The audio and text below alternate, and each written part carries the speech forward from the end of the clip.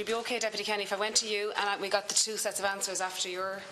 Yeah, that's fine, Is that okay? Okay. Thank you. Okay. Thank you very much, Chairman. And, basically, Minister, you're welcome, and we're glad to have this opportunity because I hope we'll be able to clarify some issues.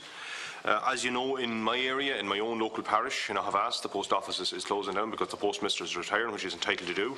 But for most people living in rural Ireland, when somebody retires, it shouldn't mean that the service retires. And that's what it's meaning for many people. And in many parts of this country, when somebody goes sick or somebody goes on maternity leave, the service goes sick and the service goes on maternity leave. And that's our experience everywhere, all over the place. On the way up here today, I dealt with Minister Halligan talking about school bus service, and it's the same thing there. It's been withdrawn all over the country from people living in rural Ireland. It's the same thing with the HSE and home help service. It's been withdrawn everywhere all over the country. Really what we've got here, Minister, and personally, I understand most ministers that I have met and deal with on a personal basis tell me they're doing their best and all that, but unfortunately when you get round the cabinet table, it seems that there's this corrupt political system that's in place. And it is destroying the country, and it is particularly acute in rural areas and in areas where people need services most. And it's a corrupt political system which you inherited from Fianna Fáil, which closed hundreds of post offices in the past, which has started all this rot. And it's been continued, and continued, and continued, and continued. And people talk about, whether it's viable or not. Is it viable that we should have a health service at all? Is it sustainable that we should have a health service? Are people eligible, or are they concessionary as to whether or not they should be allowed to live and be active citizens in their own communities? These are the questions that were put back to us. Is that the kind of Ireland that we want? That we want an Ireland where people are going to have to make choices like that?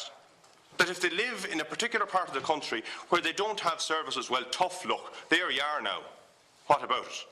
Well, that's not the kind of Ireland that I want to live in, or that the vast majority of decent, ordinary people in this country want to live in. They want to live in an Ireland where the government delivers for them, where it delivers services for them, where it stands up for them. And Minister, your government is not standing up for people. And that's the experience of them. I was at a public meeting in Killishandra there last week where there was a couple of hundred people where the post office is going to be closed in a reasonably decent-sized town.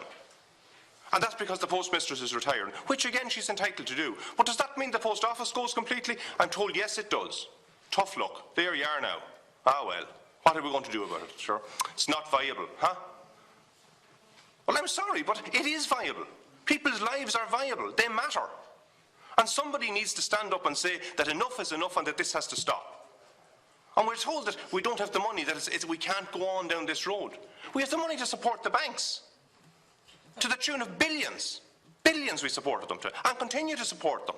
They make massive profits every year and won't even tax them for it. I mean, what is wrong? What is wrong in the cabinet table that people are doing this? Why? Why are we victimising ordinary, decent people up and down the length and breadth of this country? What's wrong with us? Minister, we were told, and in fairness, in conversations I had with you around the post offices, which I know in my own area are closing down and where the postmaster and postmister is retiring, like Gurchin that was mentioned by the chairperson, like many of the others, we were told there's a review process, and that in that review process they can have it looked at again, and particularly if there's other businesses there that will make the post office viable, that's an option. And the one in my own parish where there's a pub and a shop, and you talk to me about that's an option, that if there's another business there that it makes the post office viable, the contract won't be as good, but they have a good chance of getting a contract. That's what I have been led to believe up to now, but that does not seem to be the case. Thank you, Deputy. In relation to, and I just want to come to the point, in relation to the way in which this minimum service levels are going to be examined, it says in rural Ireland we will endeavour to ensure that all settlements of over 500 people will have a post office. Where do you draw the line of the 500 people?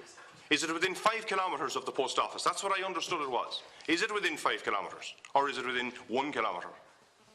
That's one of the issues that I think we need to have addressed. But clearly the problem here is that there is an intention by Mr Redmond and by the people in An Post to close down these post offices, and they don't care.